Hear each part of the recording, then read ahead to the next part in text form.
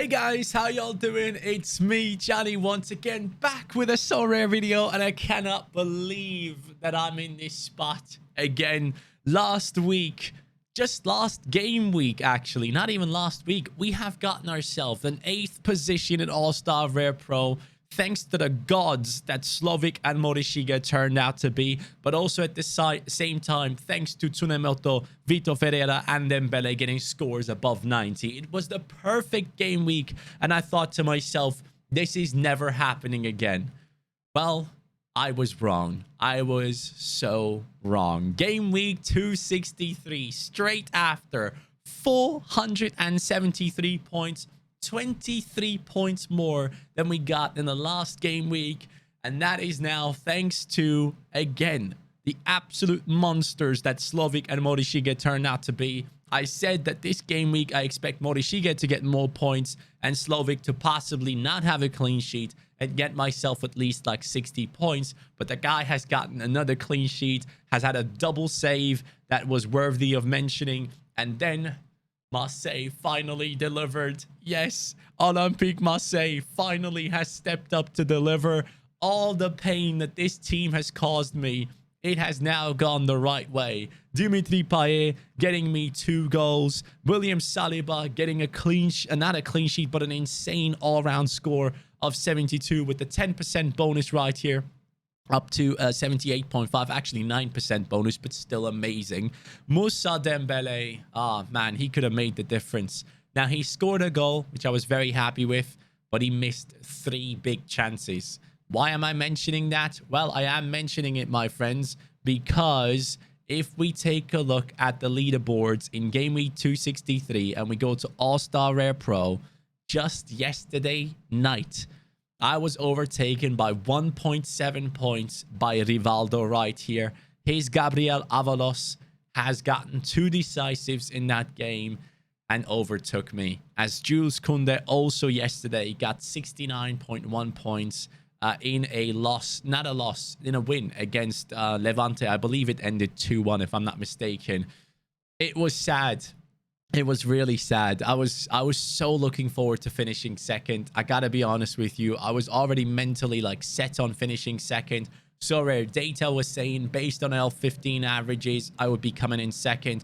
I went through every single team that still had lineups, and I thought it's mathematically impossible. These guys are not going to be able to catch up to me. But this guy came out of nowhere. I genuinely looked at every single team, but somehow he must have slipped through, and he has gone ahead and gotten second place now. Congratulations, Rivaldo. You've done it. Dovinho is at number 1. He's going to be the main guy to lift that first place trophy, but we are on the podium, and that is all that matters, because it is a ridiculous achievement to go back-to-back in the top 10 in All-Star Rare Pro. I am so proud of that. I'm so happy that I've been listening to the people within this community that have given me tips. Huge shout out to Surface to Air Missile. He is the one that has basically gone ahead and told me it is very underrated to have a goalkeeper and centre-back pairing in super rares. Too many people go for the outfield players, for the more attacking players, and try to get high scores that way. It can be better to go and play a goalkeeper and a centre-back. So a huge shout out to him. He played a big role in us going ahead and winning 2 massive rewards in these last few game weeks. But again, guys, we have done it. Now, the rewards video and also my live reaction to the players scoring the goals and everything, I want to make that a special video, so that will be up later at some point. But most importantly, I will be streaming to show you guys my rewards, okay? I will be streaming that to you today. As soon as the rewards are out, you will see me go live, because I will probably check if the rewards are there like a madman every single second. I will be tweeting it out. I will be letting people know in our Discord. The link is in the description down below. And the same goes for our Twitch. Not subscribe, but follow our Twitch. Turn on notifications. All I'm going to be doing from now on is Sorare streams only. And that is why you should turn on notifications to not miss out. But guys, this is a ridiculous achievement. I don't think this is going to go on forever, but I'm so happy that my tactics here have worked out in terms of putting these lineups together. Last game week, we made the perfect choices to come 8th.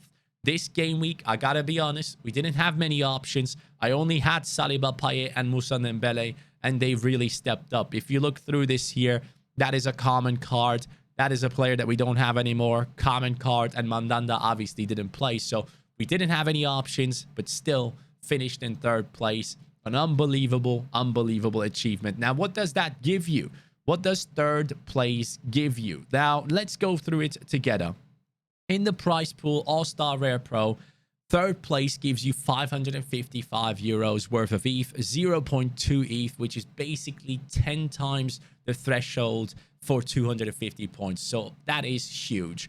Currently, we have around 3,500 on the account already. With that bonus coming in, we're going to be going up to 4,000. The reason why we have that money right now is that Takaoka has sold overnight. He is gone for 0.9 ETH, and that is a nice achievement for our club as well. So that 8th position card has now left the team. Now, the All-Star Rare Pro prize pool, if we go through it, the top 10 are going to be getting star rares, which means that there is a good chance of us finishing a bit higher than usual. So if we go into a game week that had the same prize pool, game week 259 also had 45 rares to be given out in All-Star Rare Pro, and also gave out 10 star rares to the top 10.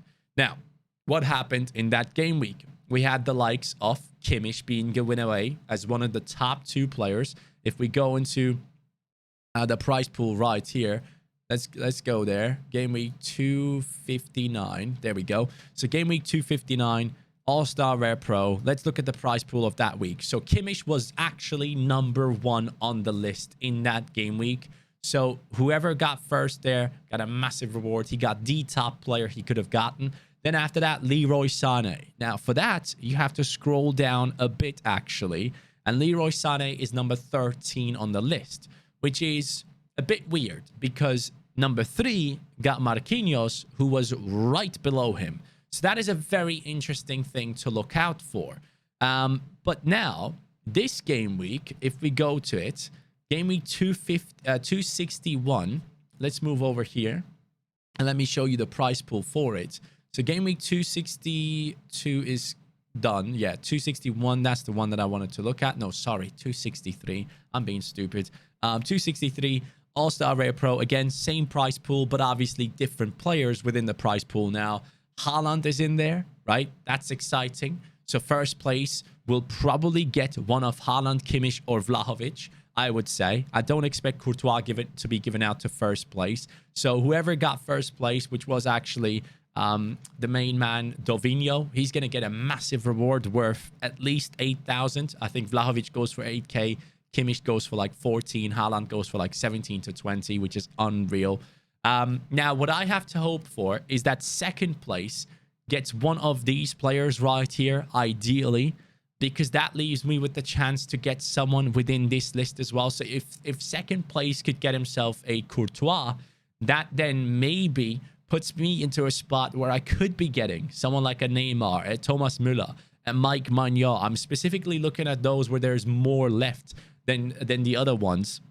So Maignan could be interesting. Manuel Neuer, obviously, would be very, very nice to have. But realistically speaking, 13th this game week, which was the reward for third place. Marquinhos was basically 13th in that game week. Not Leroy Sané. Sané was number 12. Marquinhos was number 13, I believe.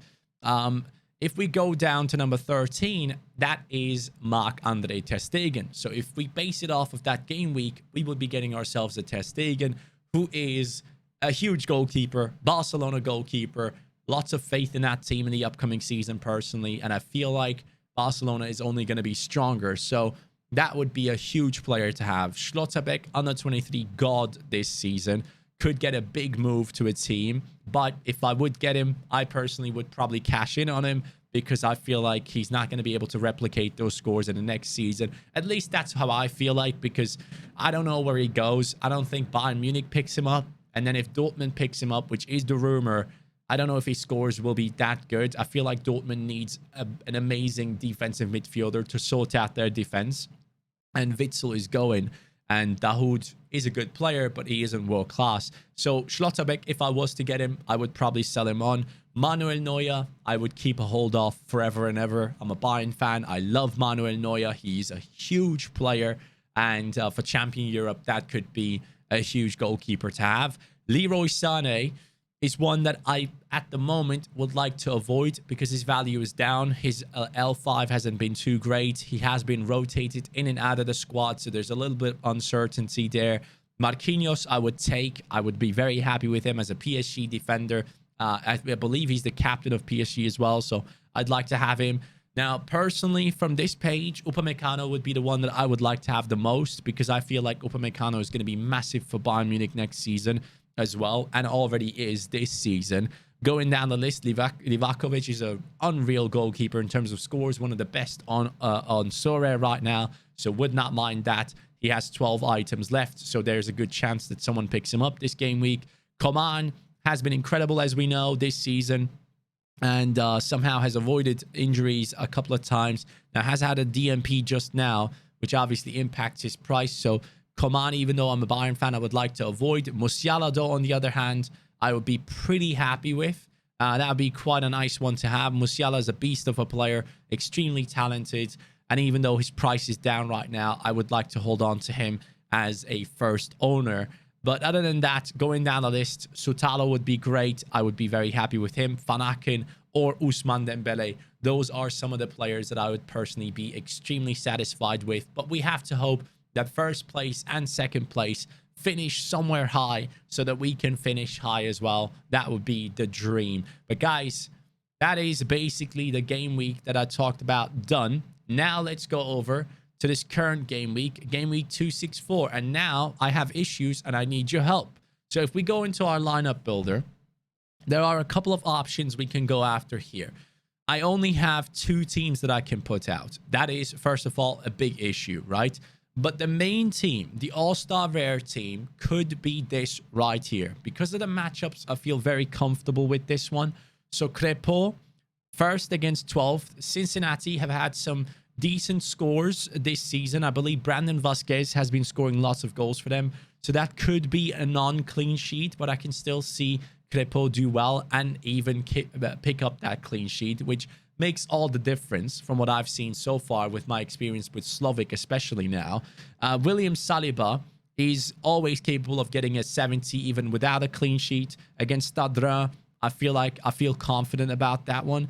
Lucas Biglia here, I feel like he's going to be having an amazing AAA score, playing at home against 16th in the league. Biglia has been great last week, got us around 88 points as a captain. And then Moussa Dembele, to continue his scoring streak against Montpellier. I truly do believe in it. I like Moussa Dembele as a Champion Europe striker personally.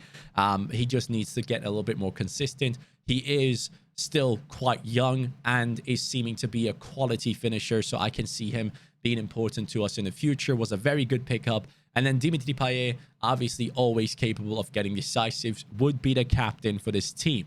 Now, my problem right now is, under 23 rare, I would put together Niklas Hedl, Nathan Harriel. Now, Harriel, I could replace with Mazraoui. I just don't know about Mazraoui, man. He really worries me. I feel like Mazraoui at this point is a player that I should only consider for next season.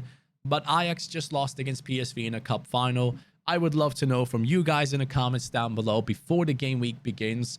As I'm in the gym, I'm probably on my phone doing my lineups. But let me know.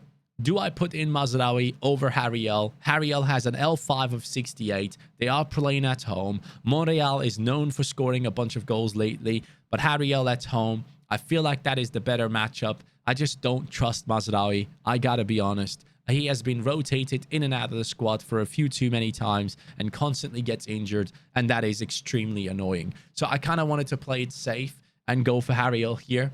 Then in the midfield, we have Orkun Kökçü, obviously. And they are playing against the Kaiser. I can't wait for Feyenoord to smash the Kaiser. Their defense is a shambles, and I believe Sinisterra is going to have a field day with them. So Orkun Kökçü and Sinisterra. Is there any rotation risk? Because these guys obviously will be playing in the Conference League semi-finals against Marseille. Is there any like rotational risk? I have taken a look at the league table. Feyenoord technically do need the win, so I'm thinking maybe that is something that we leave like that. And then Jesus Ferreira at home has been unreal for me every single time, so that would be one to keep. If I wanted to get rid of Jesus Ferreira and play it a bit safer, go for like an all-round scorer, I have players like Pablo Ruiz, Vitor Ferreira, and Frankie Amaya. Those are some very, very good options that I could be putting in. But right now, I'm in a spot where I have only 2 teams, but I have so many players not playing. Chicharito playing at home against Nashville. I think he will score, and I don't have him on my team. Pablo Ruiz right here coming through with really, really good points, obviously. Frankie Amaya. Like, we have so many good players that are just not playing for me this game week.